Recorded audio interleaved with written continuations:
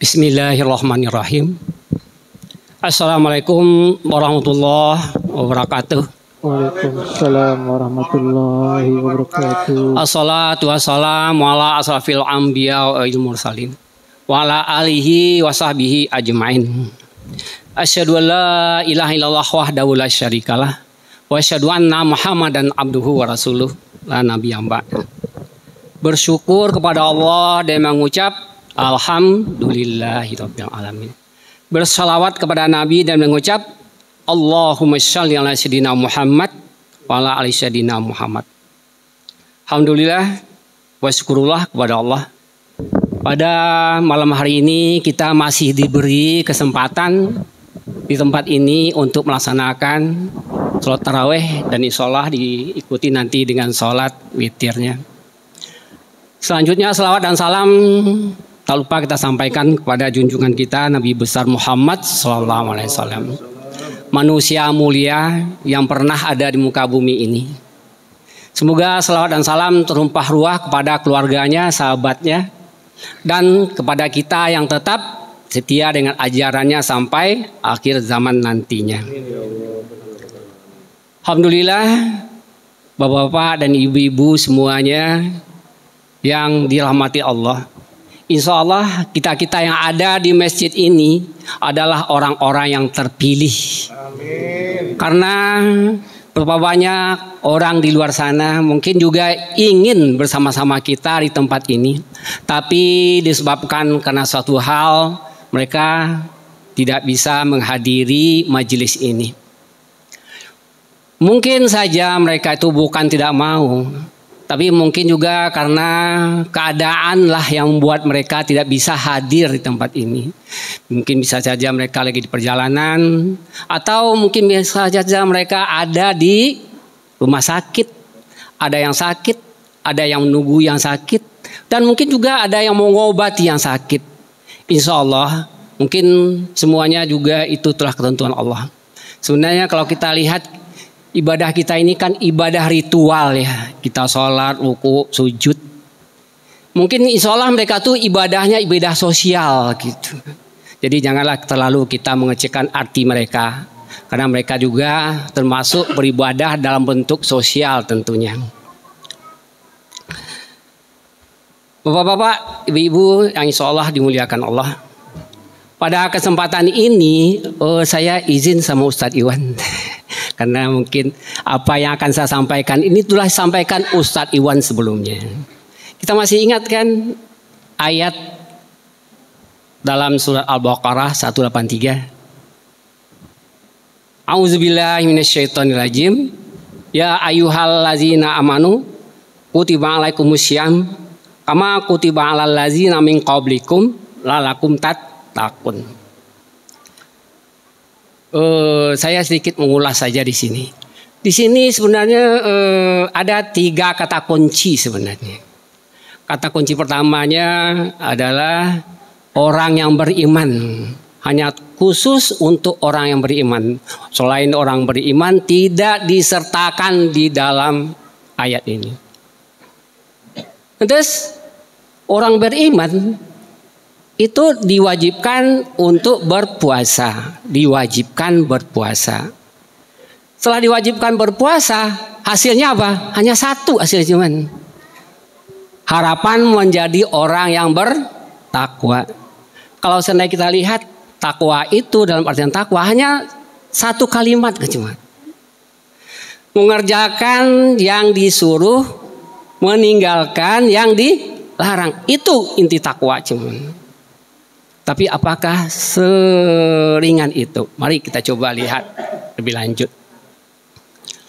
Di sini dikatakan ya ayyuhallazina amanu.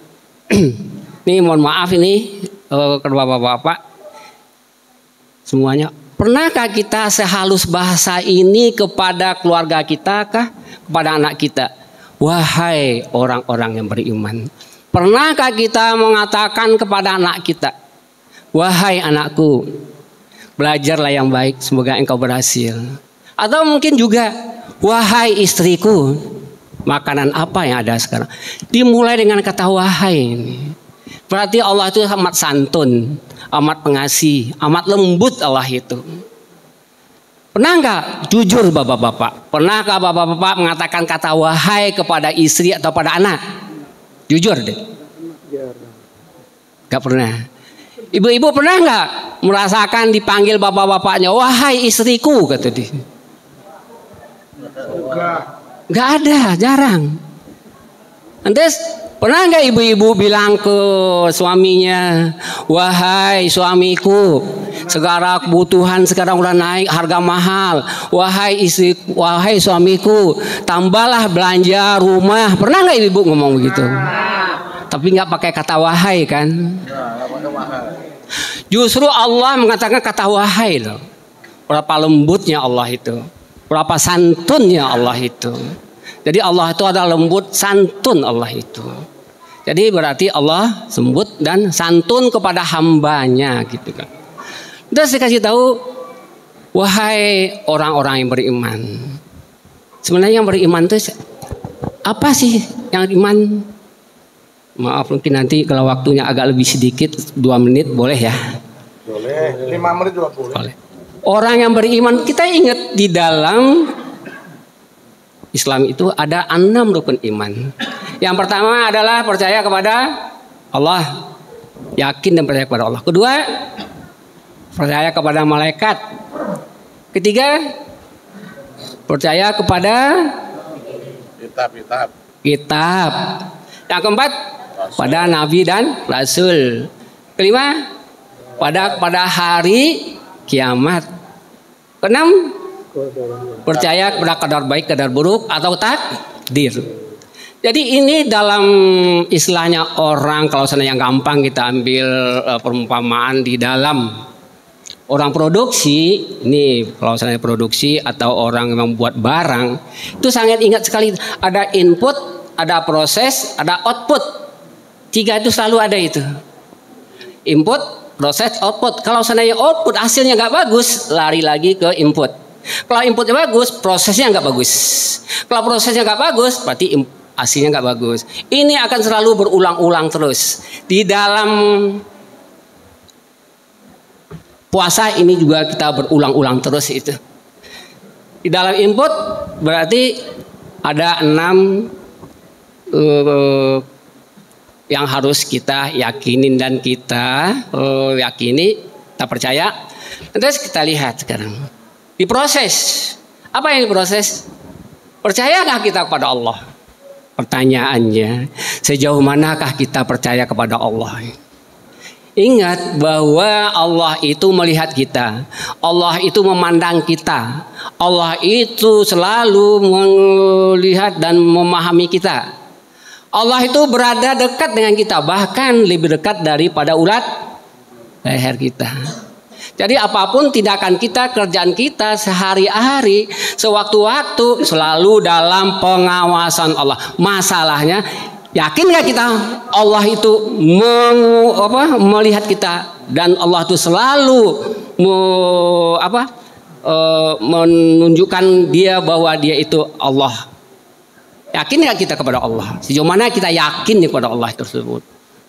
Suatu saat Allah tidak memberikan petunjuknya, dia ada di mana-mana. Yang pertama. Terus yang kedua, rukun iman adalah percaya kepada malaikat. Malaikat itu yang wajib kita ketahui adalah 10. Ada Jibril, Mikail, Israfil, terus Israel dan lain-lain. Dan Mungkar Nangkir, Akib dan Atib. Kita ini sebenarnya, coba Bapak lihat sebelah kiri kanan Bapak, nampak nggak? Ada malaikat lah itu. Kalau Bapak nggak percaya, itu rukun iman itu. Coba lihat sekarang ke kiri dan ke kanan, ada nggak malaikat di situ? Karena kita tidak diberi pandangan untuk itu. Jadi kita terhijab, sehingga karena terhijab kita nggak nampak itu ada malaikat. Terus percaya ke malaikat, habis itu kita harus percaya dan yakin kepada kitabnya. Kita tidak hanya khusus kepada kitab Al-Quran. Kitab itu ada 4. bahwa orang-orang terdahulu juga telah melaksanakan pertama di kitab Zabur pada Daud, Nabi Musa kitab Taurat, Nabi Isa kitab Injil, dan Nabi Muhammad adalah Al-Quran. Dan 4 kitab ini kita wajib dan harus meyakini dia ini. Kalau seandainya kita dikatakan orang beriman. Terus habis kitab kita harus percaya kepada Rasul dan Nabinya. Nabi dan Rasul harus kita yakinin, kita percaya minimal tuh sebanyak 25 Rasul. Kalau Nabi jumlah memang cukup banyak sampai ribuan ya. Tapi kalau Rasul itu hanya 25. Dimulai mungkin kalau panjang mungkin kita mulai dari yang sering kita ingat saja, yang sering terpandang sehari-hari. Nabi Adam hanya disebabkan larangan mendekati pohon larangan sehingga dia dilemparkan ke dunia. Sehingga tahu nggak bapak-bapak, ibu-ibu, berapa lama itu Nabi Adam berdoa? Dan sehari-hari kita sering pakai doanya itu. Rabbana zalamna anfusana wa illam taghfir lana wa tarhamna lakunanna minal khasirin. Lama itu berapa tahun dia membacakan itu terus itu. Terus-terusnya. Dan lantas yang sedikit fenomenal lagi kalau kita lihat yang sering kita hadapi, apa sering kita baca, itu Nabi Musa. Nabi Musa setelah dia dikejar sama Fir'aun, sampailah dia di pantai. Di pantai itu lantas bala tentaranya Fir'aun sudah mendekat. Gak ada lagi jalan keluar. Lantas Allah ngasih aba-aba, Allah kasih kesempatan. Pukulkan tongkatmu di laut sehingga laut itu terbelah dua. Setelah laut terbelah dua, masuklah pasukannya Musa alaihissalam, sehingga setelah selesai habis itu lautnya bertemu kembali sehingga bala tentaranya Fir'aun dan berserta Fir'aunnya sendiri tenggelam dan terbenam. Masalahnya sekarang, percaya nggak kita dengan kisah itu? Tongkat membelah laut, percaya nggak? Kalau nggak percaya kita ulanglah iman kita. Itu tidak masuk akal. Tapi ada hal-hal yang nggak masuk akal harus kita terima. Terus pernah nggak kita lihat dengar kisah dari Nabi Yunus? Nabi Yunus masuk mana Pak? Masuk ke dalam perut ikan. Jadi karena di dalam menurut kisahnya perahunya kelebihan muatan, harus dikurangi muatan tersebut. Setelah diundi berapa kali, akhirnya Nabi Yunus ketiga-tiganya dapat, sehingga Nabi Yunus dibuang ke laut. Pas ke laut akhirnya dia masuk ke dalam perut ikan.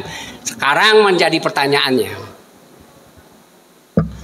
di dalam perut ikan itu, jangan kalau berikan kita coba. Bapak pernah nggak di rumah kalau seandainya Bu, pernah nggak Ibu di rumah juga tengah malam lampu mati, PLN mati? Pernah nggak? Apa yang kita lakukan? Nggak bisa ngapain kan? Itu masih ruangannya besar, kita hafal ruangan itu. Sekarang Nabi Yunus masuk ke dalam perut. Kira-kira kalau dia masuk ke dalam perutnya, kita masuk ditelan, itu melalui usus bukan? Ke usus nggak masuknya? Ke usus masuknya, usus besar. Sekarang pertanyaannya, Nabi Yunus di dalam perut ikan itu berapa tingginya? Setinggi kita ini. Apakah ususnya sebesar ini? Kalau ususnya setinggi saya ini, kira-kira berapa besar ikan tersebut? Bisa dibayangkan gak itu? Kalau ususnya aja udah sebesar ini, kalau ikannya besarnya berapa besar ikan itu? Bisa terbayangkan itu. Lantas Nabi Yunus juga berdoa kepada Tuhan, yang sering juga kita baca di dalam sehari-hari dan sering juga diajarkan doa tersebut. La ilaha illa anta subhanaka inni kuntu minaz zalimin. La ilaha illa anta subhanaka inni kuntu minaz zalimin. Itu sering kita baca dalam kita berdoa supaya kita bisa terselamatkan. Terus ternyata semua nabi dan rasul itu penuh dengan penderitaan. Saya coba kita renungkan, bapak-bapak, ibu-ibu, kalau saya sakit, udah berapa lama sih sakitnya paling lama? Ada nggak setahun, 2 tahun, 3 tahun? Ada yang sakit 5 tahun nggak? Ternyata Nabi Su'aib, Nabi Ayub, maaf, Nabi Ayub nyakitnya berapa tahun, Bu? Ada yang tahu nggak penyakit Nabi Ayub berapa tahun lama dia? 13 tahun. Ada nggak kita menyakit 5 tahun aja udah sakit gimana rasanya? 1 hari, 2 hari, 3 hari aja kita mengeluh. Nabi itu 13 tahun namanya dia sakit. Dibaca Yasin kalau 3 hari nggak ada sih. Dibaca Yasin supaya dia. 13 tahun itu Nabi Ayub. Lantas istrinya dan anaknya meninggalkan dia semuanya, pergi. Setelah dia berdoa, setelah 13 tahun dia sembuh, anak dan istrinya juga kembali. Itu kalau kita lihat seluruh nabi itu sebenarnya dia mempunyai penderitaan. Apalagi Nabi Muhammad. Nabi Muhammad itu jangan kira-kira ibu penderitaannya mau dibunuh itu Nabi Muhammad. Pernah nggak kita tahu Nabi Muhammad mau dibunuh? Bacalah kisahnya kalau saya pengen tahu. Baca kisah Nabi. Kita baca kisahnya, kita tahu berapa sedihnya tuh Nabi. Dia memberikan ajaran untuk kehidupan dunia dan akhirat supaya kita senang. Antas habis itu diburu sama orang Quraisy. Nggak cukup di Mekah, diuber sampai ke Madinah itu. Maka Nabi itu pergi hijrah. Sampai Madinah juga dikejar terus gitu.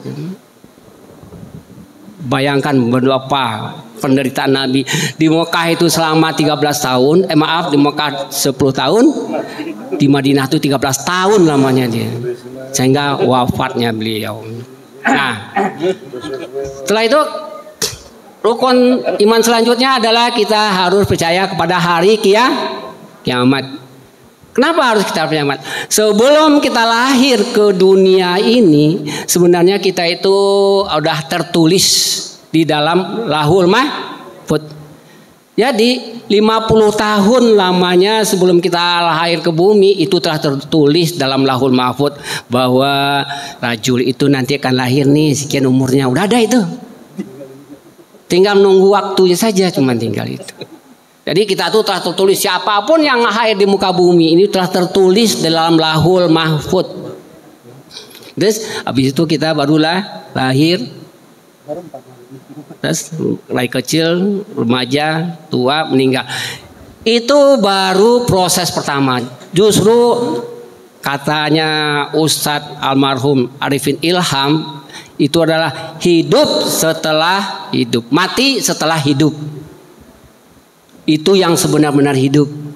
Yang sebenar-benar hidup adalah setelah kita nanti berbangkit di akhirat.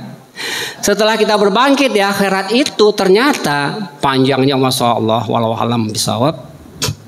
Itu 1 hari di akhirat sama dengan 1000 tahun di dunia. Kira-kira ada nggak yang hidup 1000 tahun di dunia ini? Nggak ada. 1 hari cuma di akhirat, 1000 tahun di dunia. Kalau kita bandingkan hidup kita di dunia ini yang berkisar 60 sampai 80 tahun, di akhirat itu hanya 1,5 jam selesai kita. Padahal tingkatan di akhirat itu banyak lagi itu. Ada 7 tingkatan, masing-masing tingkatan 50.000 tahun. Jadi kalau seandainya kita lihat nggak ada apa-apanya kita hidup di dunia ini. Untuk itu, hai bapak-bapak dan saudara-saudaraku, bersabarlah. Sebentar lagi kita akan sampai. Udah punya bekal kita belum? Bekal itu yang penting. Dan yang satu lagi adalah kadar baik dan kadar buruk. Ini kita tidak bisa menentukan karena kita udah ditentukan oleh Allah dari zaman azalinya bahwa bapak kita adalah si itu, emak kita adalah si itu, kita lahirnya adalah di sana dan kita laki perempuan Allah yang tentukan. Kita tidak bisa berbuat apa-apa di situ. Itu semuanya adalah tentukan Allah. Allah lah yang punya kuasa semuanya. Tidak ada perempuan kita. Nah, kembali lagi, itu adalah proses. Jadi proses produksi itu seperti Pak Sokani atau Pak Basil hafal benar ini. Ada input, ada proses, ada output. Lantas semuanya itu diproses. Outputnya apa? Outputnya adalah la'alakum takun. Semoga menjadi orang yang bertakwa. Mungkin kalau seandainya ini kita bicarakan dalam bentuk kalimat biasa, ini hasilnya adalah kata benda dan kata sifat. Takun bertakwa itu adalah kata sifat. Kata sifat itu tidak bisa didefinisikan. Tidak panjang, lebar, tinggi, nggak bisa. Yang bisa didefinisikan itu adalah benda. Ini ada pertanyaan untuk ibu-ibu nih. Halo ibu-ibu. Boleh tanya ibu-ibu ya. Ini pertanyaan bukan untuk bapak-bapak. Bapak-bapak nggak ngerti ini. Lah pertanyaannya adalah begini. Ada input, ada proses, ada output. Inputnya kita kadang dianggap ibu-ibu bikin kue. Inputnya apa? Ada telur, ada tepung, apalagi ada soda. Nah, itu input. Dari input tersebut lantas diproses. Ibu memprosesnya dikocok bukan? Dikocok telurnya, dicampur airnya, dikasih minyak segala macam. Lantas dikasih wangi juga bukan? Kasih wangi segala macam. Tambah. Lantas habis itu dimasukkan ke dalam loyang bukan? Masuk ke dalam loyang. Setelah masuk loyang nanti dimasuk oven bukan? Masukkan oven. Lamanya di oven itu bergantung kuenya dibuat. Apakah 10 menit, 20 menit, 30 menit, 50 menit, 1 jam. Nanti singkat cerita itu setelah diproses, itu namanya proses. Habis itu diapakan ibu? Hasilnya keluar kan? Apa hasil keluar kue tersebut? Pertama apa? Kemungkinan hangus. Yang kedua kurang matang. Ketiga bantat. Mungkin yang terakhir yang kita harapkan bahwa dia lembut, wangi, bersih, berkembang, mekar ya kan? Itulah yang kita harapkan. Nampak nggak ibu hasilnya? Kuenya adalah mekar. Begitu juga puasa kita. Amin. Apakah puasa kita itu akan menghasilkan kue yang mekar, segar, lembut? Sebenarnya memang Tuhan ngasih tahu bahwa seluruh amal ibadah anak Adam itu adalah buat dirinya sendiri. Tapi untuk puasa adalah akulah yang menilainya. Untuk penilaian Allah, sebelum Allah menilai, kita bisa nilai diri kita enggak? Nilailah diri kita. Kue kita itu bagus apa tidak? Kalau seandainya kue kita nggak bagus, kita balik ke produksi awal. Apakah bahan baku yang salah, ataukah telurnya yang busuk? Bisa kan? Atau mungkin dalam kocokannya, diproses kocokannya kurang matang, atau mungkin campurnya nggak bagus. Itu diulang-ulang terus sehingga hasilnya keluarlah kue yang bagus. Amin. Untuk itu tolong masing-masing kita prediksi diri masing-masing. Hanya segitu bisa sampaikan. Ada benarnya dari Allah. Kalau salah itu adalah kebodohan saya. Wabillahi taufiq wal hidayah. Wassalamualaikum warahmatullahi wabarakatuh. Waalaikumsalam warahmatullahi wabarakatuh.